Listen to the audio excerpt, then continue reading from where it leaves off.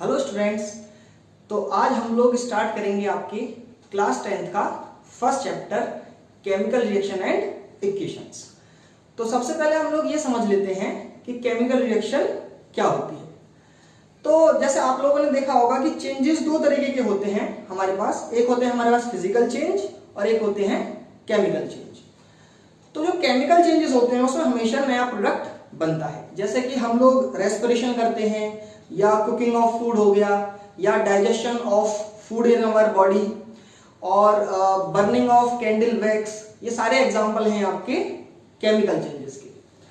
तो chemical changes को represent करने के लिए हमें केमिकल रिएक्शंस की हेल्प लेनी पड़ती है।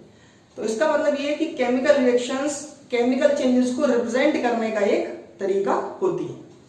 तो केमिकल रिएक्शंस में होता यह है कि उसमें एक या उससे ज्यादा सब्सटेंस रिएक्ट करते हैं एक बिल्कुल ही नया प्रोडक्ट बनाने के लिए, नया सब्सटेंस बनाने के लिए, जिसकी प्रॉपर्टीज बिल्कुल डिफरेंट होती हैं उन सब्सटेंस से जिन सब्सटेंस का रिएक्शन हुआ है। तो इसकी डेफिनेशन बनती है कि chemical reactions is a change in which one or more substance react to form a new substance which have entirely different properties। तो ये डेफिनेशन आप लोग ये देख भी सकते हैं बोर्ड पे कि केमिकल रिएक्शंस की हेडिंग में कि एक chemical reaction is a change in which one or more substance react to form a new substance with entirely different properties.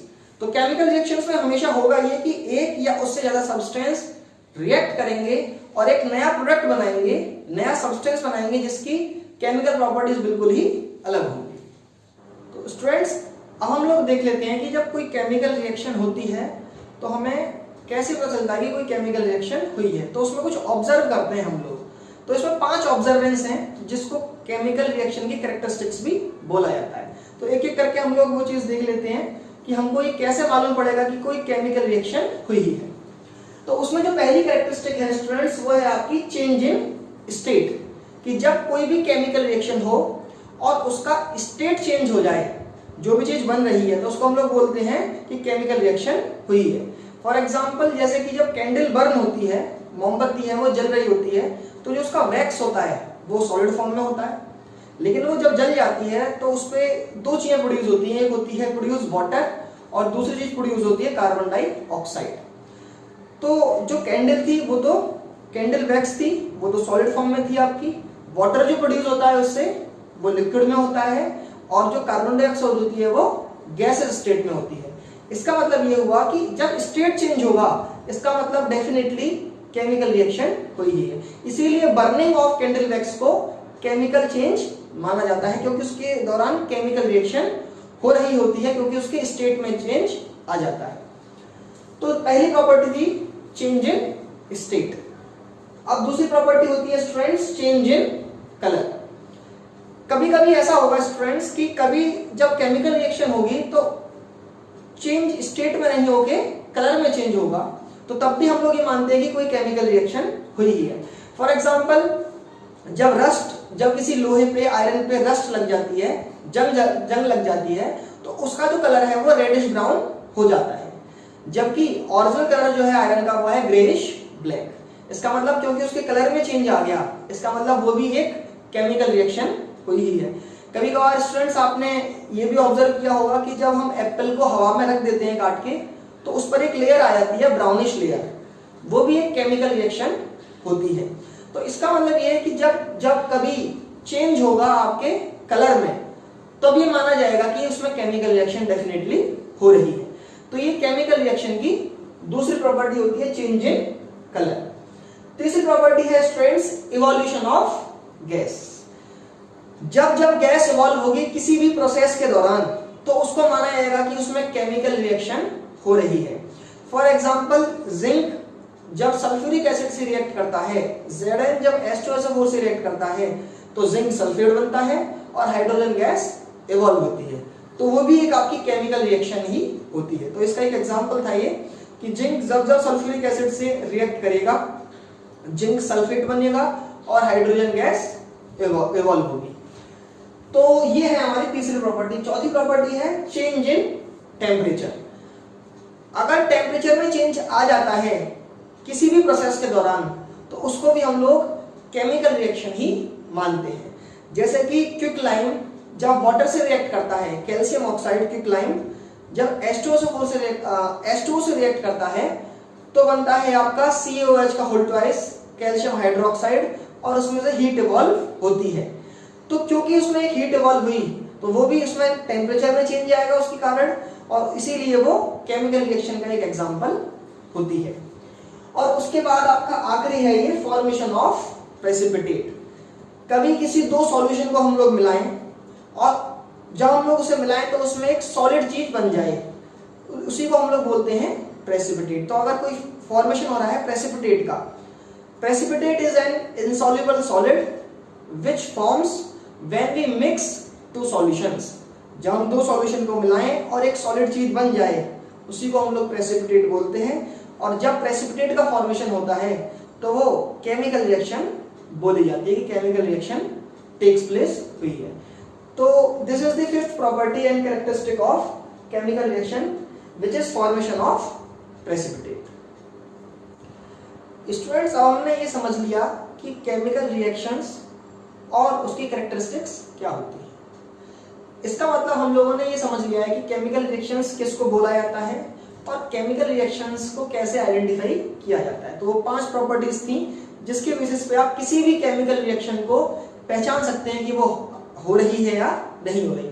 अगर उस 5 प्रॉपर्टी में से भी कोई एक प्रॉपर्टी फॉलो हो रही है तो इसका मतलब आपकी केमिकल रिएक्शन 100% डेफिनेटली हो रही है। इसके बाद स्टूडेंट्स जो आपका टॉपिक है केमिकल रिएक्शंस के बाद वो है आपका केमिकल इक्वेशन।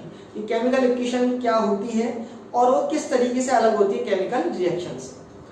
तो स्टूडेंट्स, केमिकल इक्वेशन जो है वो केमिकल रिएक्शन को रिप्रेजेंट करने का ही एक तरीका होता है। अगर मैं आपसे बोलता हूं कि zinc plus sulphuric acid gives zinc sulphate plus hydrogen, तो ये मैं आपको वर्ड इक्वेशन में बोल रहा हूं, मैं वर्ड में बोल रहा हूं ये। और उसी बात को अगर मैं ये कहने लग जाऊं Zn plus H2SO4 ZnSO4 gives ZnSO4 and plus H2, तो वही चीज मैं केमिकल इक्वेशन में बोलूंगा। इसका मतलब ये हुआ कि अगर मैं कोई सेंटेंस बोल रहा हूं और मैं उसमें वर्ड्स का इस्तेमाल कर रहा हूं तो वो वर्ड इक्वेशन हो गई, केमिकल रिएक्शन हो गई। और अगर मैं उसी सेंटेंस के दौरान यूज कर रहा हूं सिंबल्स और फॉर्मूले तो वो केमिकल इक्वेशन कहलाई जाएगी। तो ये फर्क होता है आपकी वर्ड इक्वेशन में और केमिकल इक्वेशन में। चलिए देख लेते हैं इसकी definition. Chemical equation, chemical equation is the symbolic representation of word equation.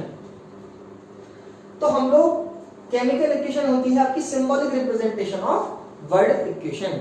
अगर आपके पास कोई वर्ड इक्वेशन है, आप उसे अगर सिंबल्स में रिप्रेजेंट कर रहे हैं तो वो आपकी केमिकल इक्वेशन कहलाई जाएगी। आपका कोई फ्रेंड है, आपसे बोलता है कि carbon plus oxygen gives carbon dioxide, तो वो वर्ड इक्वेशन यूज कर रहा है। अगर वही उसको बोलता है C plus O2 gives CO2, तो वो फिर केमिकल इक्वेशन में बात कर रहा है। तो कहने का मतलब यह है कि अगर हम वर्ड को ना बोल के सिंबल को बोलें, फॉर्मूले के दौरान अगर हम फॉर्मूले के थ्रू अगर हम केमिकल रिएक्शन को बोल रहे हैं तो वो केमिकल इक्वेशन कहलाई जाती है। केमिकल इक्वेशन हम लोग यूज इसलिए करते हैं क्योंकि वर्ड्स को बोलना किसी सेंटेंस के दौरान वो काफी लेंथी प्रोसेस होता है, याद करने में दिक्कत होती है, लिखने में दिक्कत होती थी, इसीलिए हम लोगों ने केमिकल इक्वेशंस को यूज करना स्टार्ट किया। तो symbolic representation of word equation is known as chemical equation. अब केमिकल इक्वेशन जब हम लोग लिखते हैं तो उसके पार्ट वाइज पार्ट में आपको समझाता हूं कि उनको हमने क्या नाम दिया है। फॉर एग्जांपल, अगर मैं एक केमिकल इक्वेशन लिख रहा हूं Zn plus H2SO4 gives ZnSO4 plus H2, तो ये है जिंक, ये सल्फ्यूरिक एसिड, जिंक सल्फेट और ये हाइड्रोजन। तो हम लोग जब केमिकल इक्वेशन में एक एरो का यूज करते हैं और एरो की जो लेफ्ट हैंड साइड में जो एलिमेंट्स होते हैं उसको हम लोग रिएक्टेंट्स बोलते हैं। एरो से हम लोग ये दिखाते हैं कि रिएक्टेंट्स दो सब्सटेंस या एक सब्सटेंस या तीन सब्सटेंस रिएक्ट करे और उनसे ये प्रोडक्ट बना। तो एरो दिखाता है कि रिएक्टेंट्स जब रिएक्ट करते हैं तो प्रोडक्ट ये बनता है। तो एरो रिएक्टेंट और प्रोडक्ट को डिफरेंशिएट करने के काम आता है। एरो की राइट हैंड साइड में जो चीज बनती है उसको हम लोग प्रोडक्ट्स बोलते हैं। तो स्टूडेंट्स यहां पर आपको समझ में आ गया होगा कि केमिकल इक्वेशन को हम लोग रिप्रेजेंट करते हैं एरो से। एरो के लेफ्ट हैंड साइड में हम लोग रिएक्टेंट्स लिखते हैं, एरो के राइट हैंड साइड में हम लोग प्रोडक्ट्स लिखते हैं। रिएक्टेंट वो सब्सटेंस होते हैं जो आपस में रिएक्ट करते हैं प्रोडक्ट को फॉर्म करने के लिए, और जब रिएक्टेंट्स रिएक्ट कर जाते हैं तो जो चीज फाइनली बन के आती है उसको हम लोग प्रोडक्ट्स बोलते हैं। तो केमिकल इक्वेशन में ये तीन चीजें होती हैं, एक रिएक्टेंट्स होती हैं, एक प्रोडक्ट होते हैं और एक ये बीच में आपकी ये एरो होती है जो रिएक्टेंट और प्रोडक्ट को बीच में डिफरेंशिएट करती है। ये बताती है कि ये रिएक्टेंट्स हुए तो हेड ये बताता है एरो का कि ये प्रोडक्ट्स बनेंगे। तो ये है आपकी chemical equation. Students chemical equation समझने के बाद हम लोग ये देख लेते हैं कि केमिकल इक्वेशंस को कितने कैटेगरीज में डिवाइड किया गया है। तो केमिकल इक्वेशंस आपकी दो तरीके की होती हैं। एक होती है आपकी बैलेंस्ड केमिकल इक्वेशन और एक होती है अनबैलेंस्ड केमिकल इक्वेशन, जिसको हम लोग स्केलेटन इक्वेशन भी बोल देते हैं।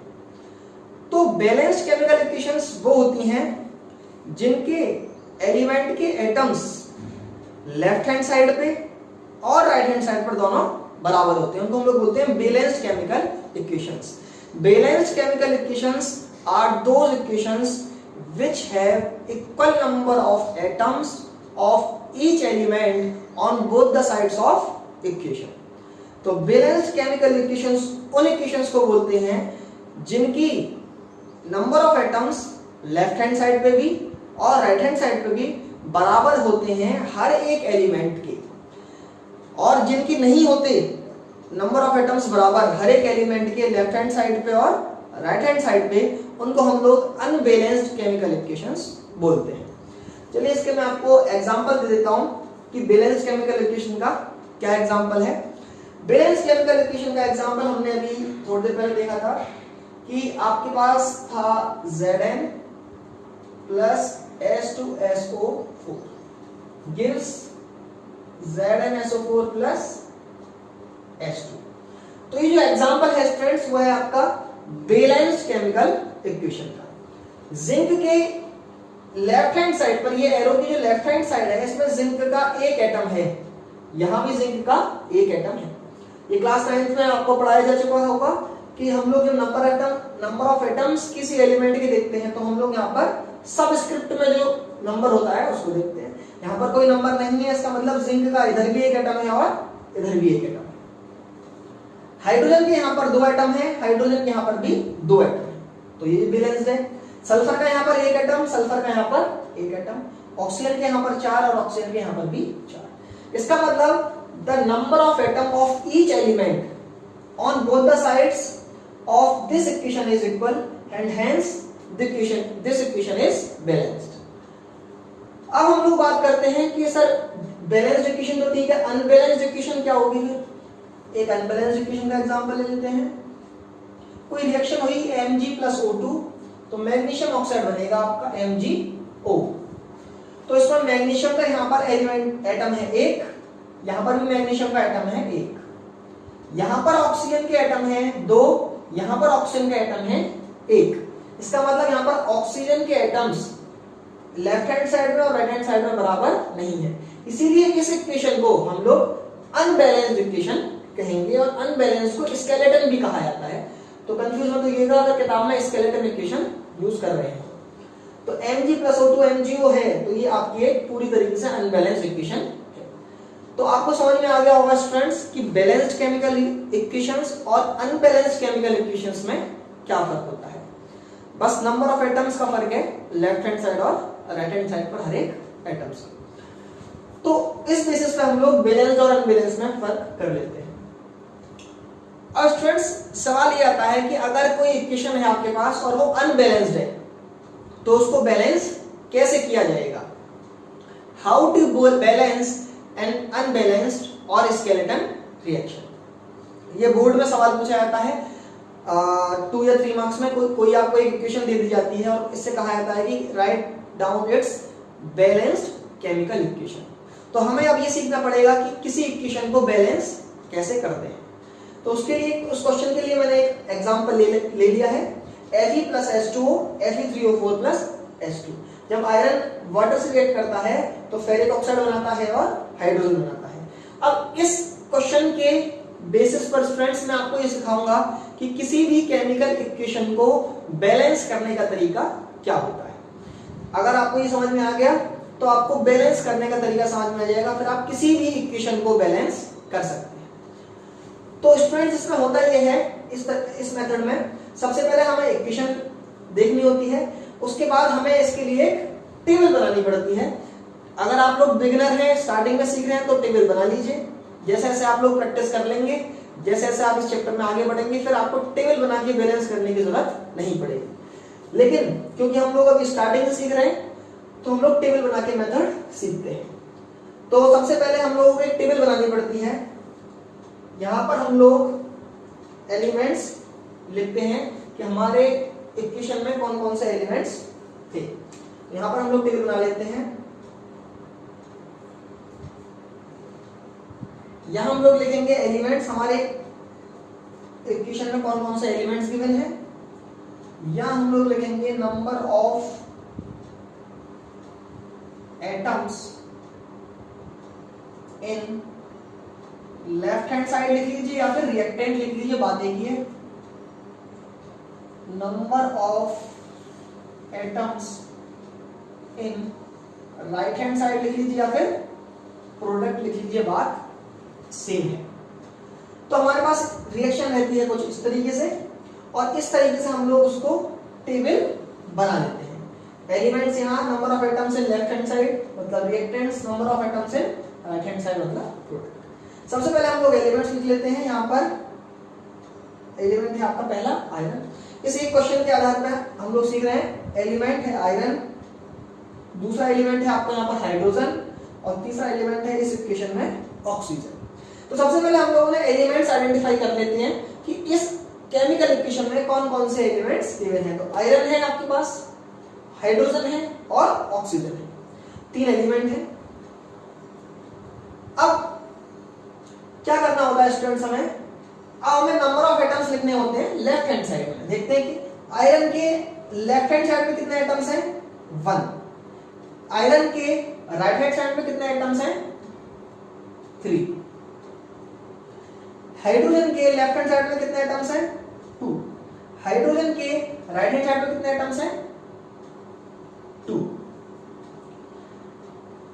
ऑक्सीजन के लेफ्ट हैंड साइड में कितने एटम्स हैं, 1। ऑक्सीजन के राइट हैंड साइड में कितने एटम्स हैं, 4।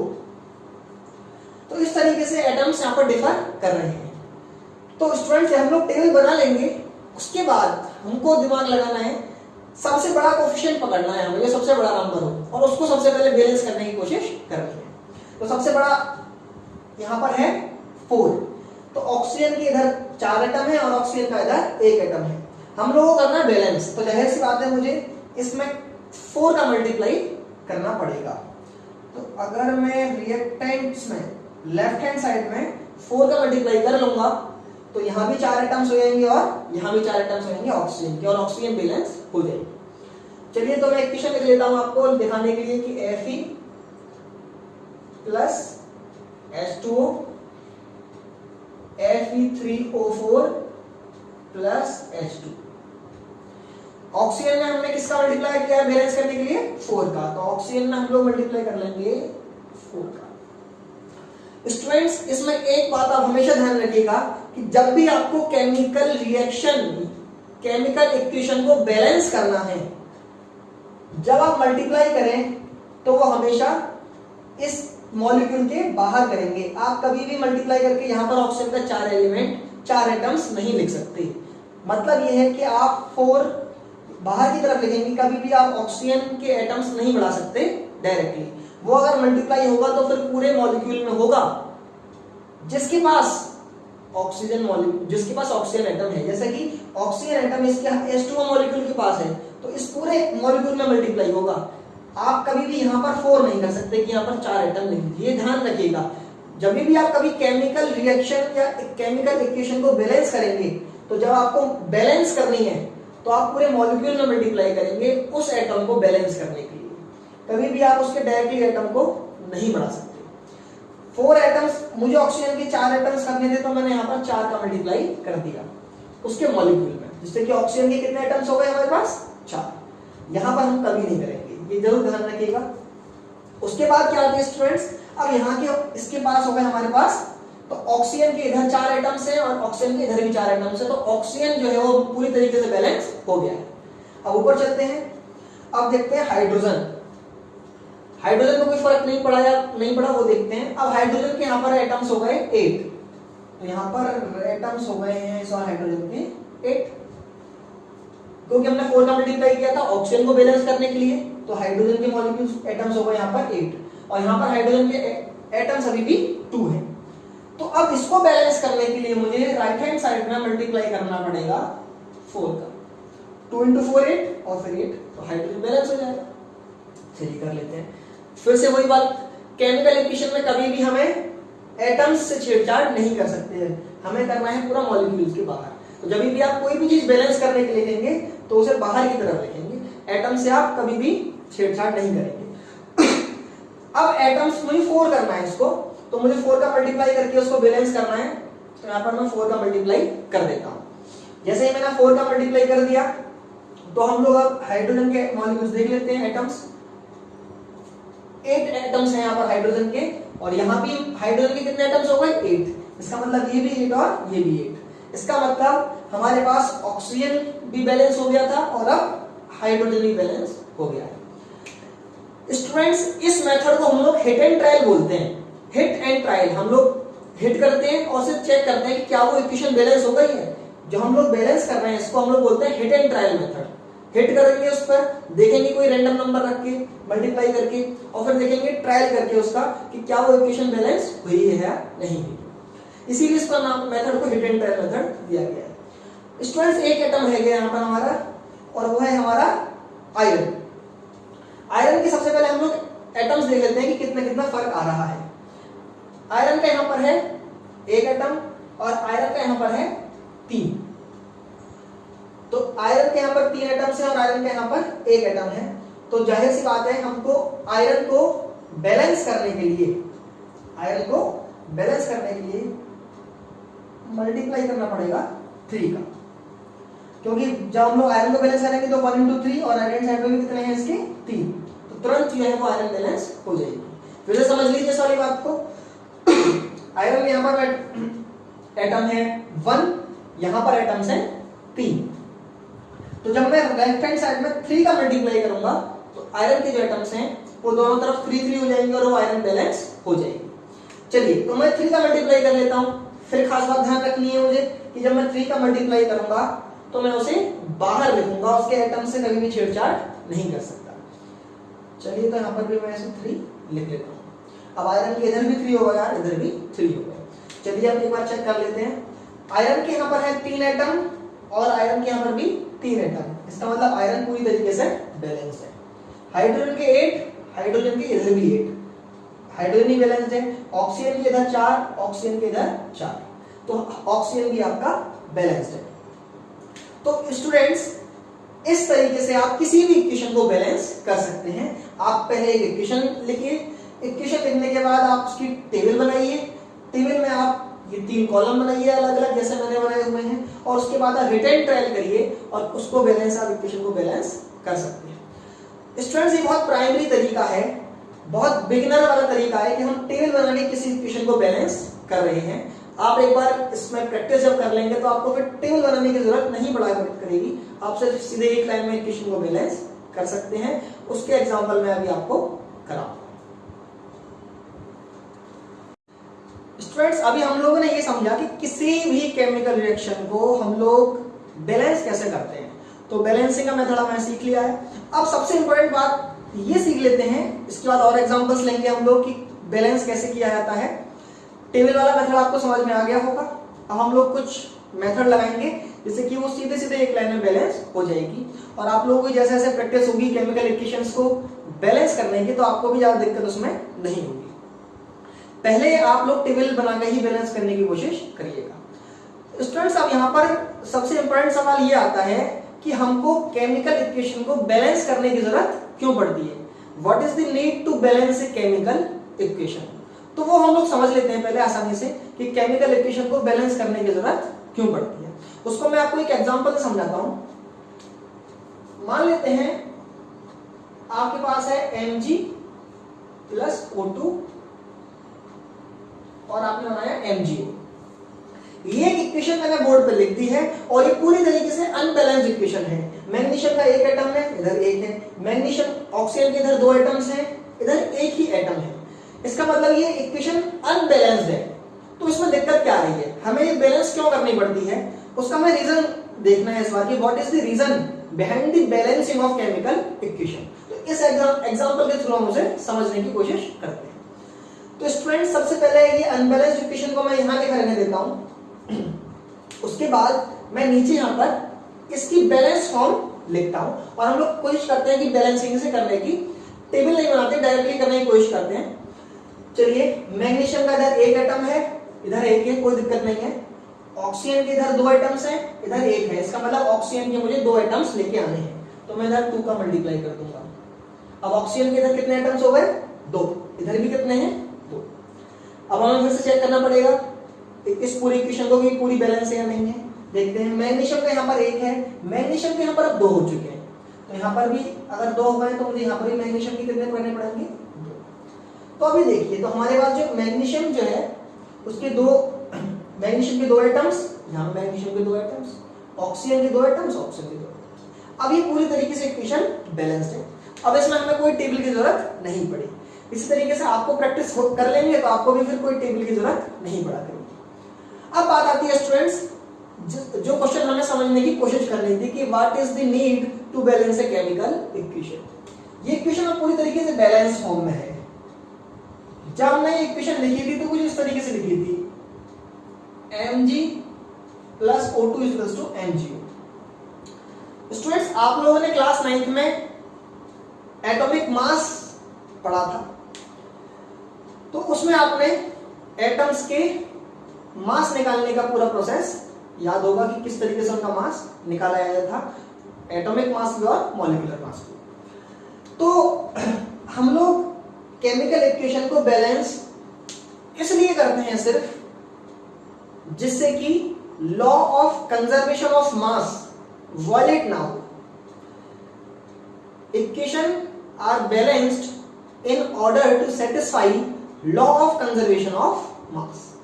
इक्वेशन को सिर्फ इसलिए किया जाता है इससे कि law of conservation of mass को वायलेट ना हो, उसको हम सेटिस्फाई कर सकें। Law of conservation of mass आप क्लास 9 में पढ़ चुके हैं। Law of conservation of mass states that mass can neither be created nor it can be destroyed. Mass ना तो क्रिएट किया जा सकता है ना ही उसको खत्म किया जा सकता है। इसी वाली बात को हम लोग पढ़ते हैं और ये लॉ वायलेट ना हो इसीलिए हम लोग केमिकल इक्वेशंस को बैलेंस करते हैं। अगर आपके पास 2 सॉल्यूशंस हैं, 2 लिक्विड सॉल्यूशन मान लेते हैं, एक है आपके पास मान लेते हैं 10 ग्राम, दूसरा भी आपके पास 10 ग्राम था, आपने उन दोनों को मिला दिया तो अब जो टोटल होगा, वो जो प्रोडक्ट बनेगा वो होगा आपका 20 ग्राम। ये कंफर्म बात है। कभी ऐसा नहीं हो सकता कि आपके 2 रिएक्टेंट 10-10 ग्राम की रिएक्ट करें और जो प्रोडक्ट बना वो आपका 15 ग्राम हो गया या 25 ग्राम हो गया। तो कहने का मतलब ये है कि मास को कभी भी आप वायलेट नहीं, क्रिएट नहीं कर सकते, ना ही आप डिस्ट्रॉय कर सकते हैं। तो केमिकल इक्वेशंस को बैलेंस करने के पीछे सिर्फ एक रीजन है कि law of conservation of mass को सेटिस्फाई करना होता है। अब वो किस तरीके से दिक्कत करता है जब कोई अनबैलेंस्ड इक्वेशन होती है, वो मैं आपको समझाने की कोशिश करता हूं। ये कोई अनबैलेंस्ड इक्वेशन है। मैग्नीशियम का मास आप सब लोगों को पता है 24 होता है। ऑक्सीजन का मास आप सब लोगों को पता है, ऑक्सीजन के एक एटम का 16 है, तो 2 एटम से तो 32 हो गया। जब मैं इन दोनों को मिला लूंगा तो 32 और 24, तो इन दोनों का टोटल मास हो जाएगा आपका 56 ग्राम। मैग्नीशियम, तो इसका मतलब रिएक्टेंट्स जो थे वो रिएक्ट कर रहे हैं 24 और 32, ये 24 ग्राम था और ये 32 ग्राम था, दोनों रिएक्ट करें और इसका मतलब रिएक्टेंट का टोटल मास कितना है 56 ग्राम। अब जो प्रोडक्ट बना, ये दोनों जब रिएक्ट कर गए तो जब वो प्रोडक्ट बना तो मैग्नीशियम का मास कितना होता है 24, ऑक्सीजन का मास, क्योंकि यहाँ पर एक ही एटम है, ऑक्सीजन का मास कितना है 16, तो टोटल मास निकल के आया 40 ग्राम। तो रिएक्टेंट्स रिएक्ट कर गए थे 56 ग्राम की, प्रोडक्ट बना 40 ग्राम। इसका मतलब यहाँ पर इस एग्जांपल के हिसाब से दिखाया तो मास तो यहाँ पर डिस्ट्रॉय हुआ, और लॉ ऑफ कंजर्वेशन ऑफ मास कहता है कि ऐसा पॉसिबल ही नहीं है। अगर आप किसी दो सॉल्यूशन को मिलाओ, एक सॉल्यूशन है 100 ग्राम, दूसरा है 150 ग्राम, तो 250 ग्राम का प्रोडक्ट बनेगा, ये कंफर्म बात है, क्योंकि mass, law of conservation of mass ही कहता है कि मास को क्रिएट और डिस्ट्रॉय नहीं किया जा सकता। तो अगर कोई इक्वेशन अनबैलेंस्ड है तो इसका मतलब तो वो ये डिपिक्ट कर रही है, वो ये रिप्रेजेंट कर रही है कि 56 ग्राम का रिएक्टेंट 40 ग्राम प्रोडक्ट बनाता है। इसका मतलब law of conservation of mass hold नहीं हो रहा। और केमिस्ट्री की किसी भी प्रोसेस में, किसी भी केमिकल रिएक्शन में, किसी भी केमिकल इक्वेशन में, किसी भी प्रोसेस में लॉ ऑफ कंजर्वेशन ऑफ मास अगर वायलेट हो रहा है तो वो इक्वेशन या प्रोसेस सही नहीं माना जाएगा। Law of conservation of mass physics का कोई चीज हो या फिजिक्स की कोई इक्वेशन हो या केमिस्ट्री में, उसमें ठीक होना चाहिए। ये बहुत ही बेसिक रूल है साइंस का, यहाँ दिक्कत आ रही है। लेकिन ये दिक्कत तब दूर हो जाती है जब हम किसी इक्वेशन को बैलेंस कर देते हैं। जब हम किसी इक्वेशन को बैलेंस कर देते हैं तो law of conservation of mass satisfy हो जाता है। यही जरूरत होती है कि किसी इक्वेशन को बैलेंस किया जाता है। This is the need. हम लोग इसका भी एग्जांपल देखते हैं। मैग्नीशियम का जो मास है वो 24 है, दो एटम है तो हो गए 48, ऑक्सीजन के दो एटम हो गए 32। अब इन दोनों का टोटल करते हैं तो 48 प्लस 32,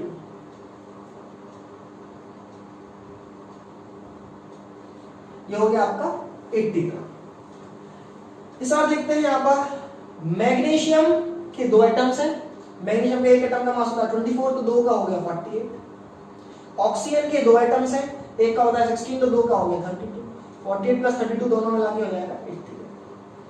इसका मतलब ये हुआ कि जब हमने किसी केमिकल इक्वेशन को बैलेंस कर दिया तो law of conservation of mass को होल्ड करता है। This is the only reason behind the balancing of chemical equation कि वो law of conservation of mass को सेटिस्फाई